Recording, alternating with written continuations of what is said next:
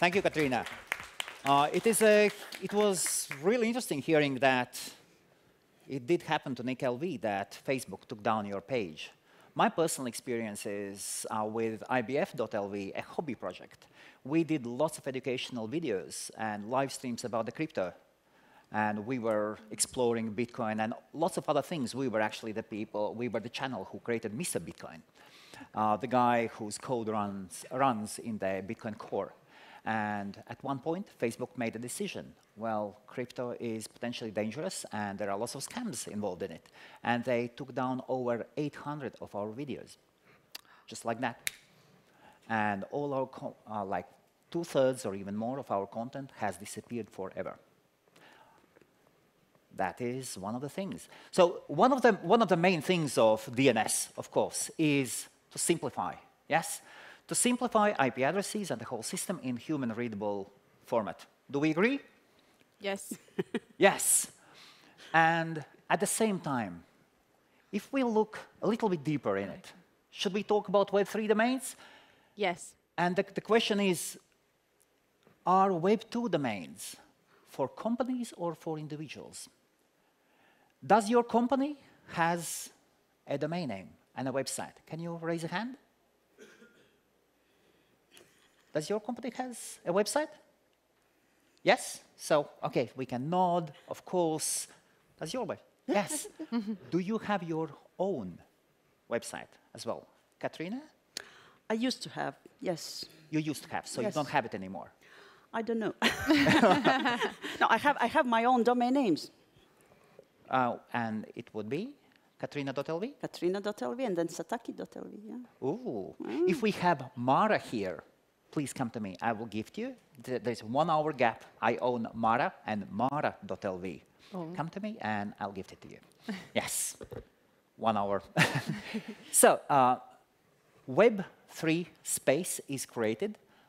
Who knows what is Web3? There are lots of techies here, but still, what is really Web3 in simple terms? Does anybody know? Cisco? Distribute. No? Okay. So, in very, very simple terms, Web3 is a peer-to-peer internet with its whole ecosystem and lots of other things that is built on blockchain. That is a very, very simple, very simple definition. And, of course, the same as for Web2, we need simple way how to resolve the addresses. Why not blockchain? How? How people can find something on the blockchain? Of course, they need domain names as well. ICANN does not really, well, officially they are not against the Web3, but they are not really big fans. Not really big fans. And that actually creates a big problem. And so what are Web3 domains? How they, and yes.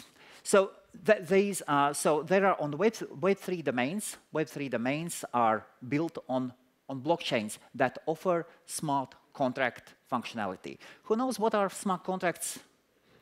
Yes, very good, very good. So very simple. If this happens, then that happens. For simple people who don't understand this system, it is the same as crowdfunding. Let us say you would say, hey, I want to raise 1,000 euros to put up another to pay maybe for additional protection of .lv. So I would go to GoFundMe or to Kickstarter.com, and I would put up a fund. And if I raise those 1,000 euros, once I have raised them, that money will be paid out to me, minus commissions. And smart contracts, in essence, are the same. If something happens, then something goes away. And of course, they live on. So what Web3 domains are? Behind the Web3 domains, there are addresses on blockchain. And on those blockchains that allow smart contracts. That is super important because lots and lots of blockchains out there do not offer this functionality.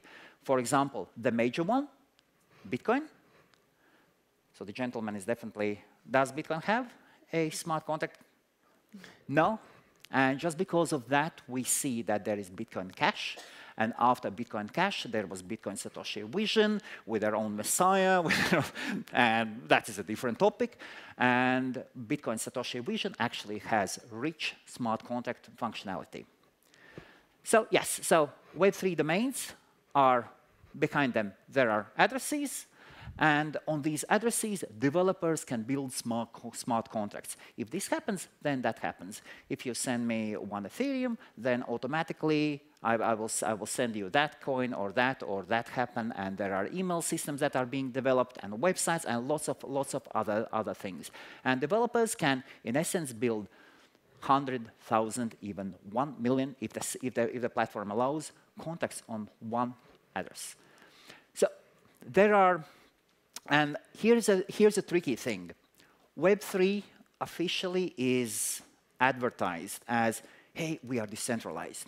It is peer-to-peer. There are no corporations, nothing. I call it a BS. I call it a big BS. Like, in essence, once you go to the websites, it is all mushy. Everything is DAO. The main ones.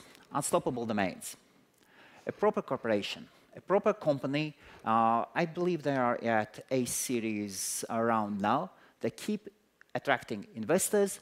They are for-profit organization. Freename.io, I really like the guys. I really like the guys based in Switzerland with a UK company. They keep creating, they keep innovating the same as Unstoppable Domains. Still, proper company driven by profits. Of course, with their own ideas of decentralized internet, but still, let us not forget, it is all for profits. There is one DAO, like more or less real DAO, Ethereum or ENS domains, but even then, their headquarters are kind of supposed to be in Singapore. They have their own CEO, the team, there is a leaderboard. I don't know. I call it, when they say there is a group of people, when they say there is a group of people when there is no leader, it means that there is one very, very smart leader that is hiding really, really well. And we as human beings, we have our own history and we have learned this. D3, that's a new thing. That's a new thing based in Las Vegas and definitely profit-driven. And Namefly, one of the founders of Namefly is Victor do we have Google here? No, ex-Google engineer. Basically, all of these, apart from ENS domains, are the leaders in Web3 TLDs. Just to explain what is TLD, top-level domain name, .lv. .lv is a top-level domain name. We have it.com, so com is top level, but IT is already the next one. So we are talking about TLDs and the ones who offer people to create your own extension on the blockchain. So that would be .helmuts. I keep pushing LV team, please get .lv.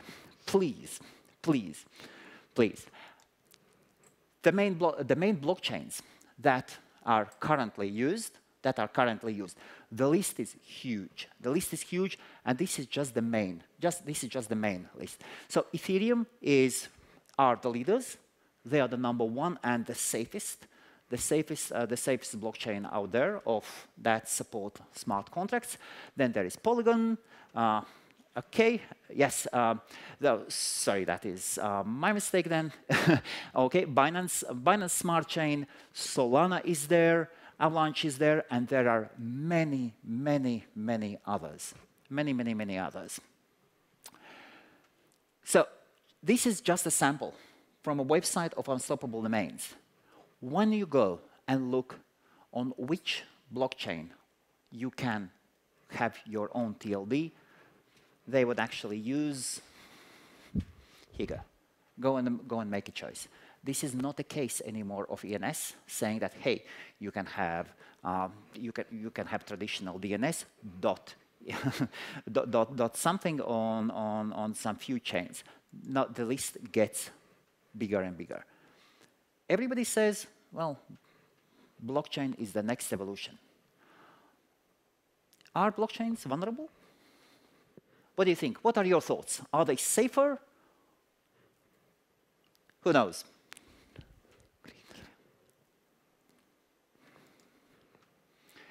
Solana. I love Solana. The Latvian project of that 300 Latvians. The first Latvian NFT project is on Solana network. So there was a decentralized exchange offering, IDO. And when it came out on Solana, Solana went down for 17 hours. 17 hours. Because they had around 400,000 transactions. Transactions per second. It is possible and not actually that difficult with our technologies to take down or to freeze blockchains. One thing is a memory pool. So DDoS attacks, especially for proof of stake coins that rely on nodes. All the nodes will have IP addresses.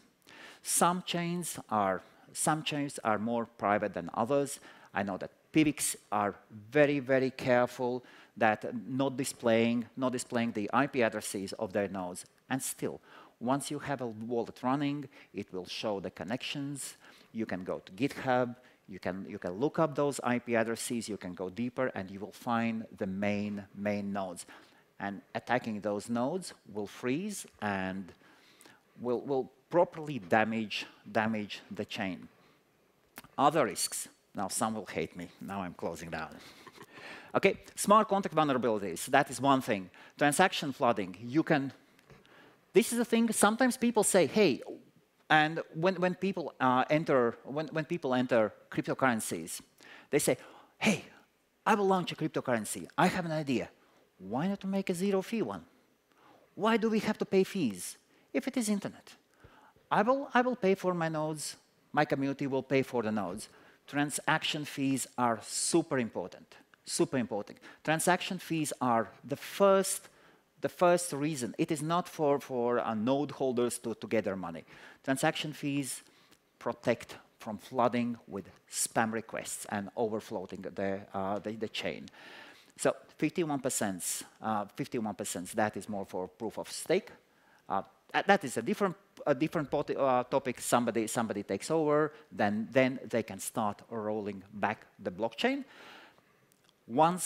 So risks of blockchains and of course of domain names. Let us say you create on Ethereum, you create .lv, and you would have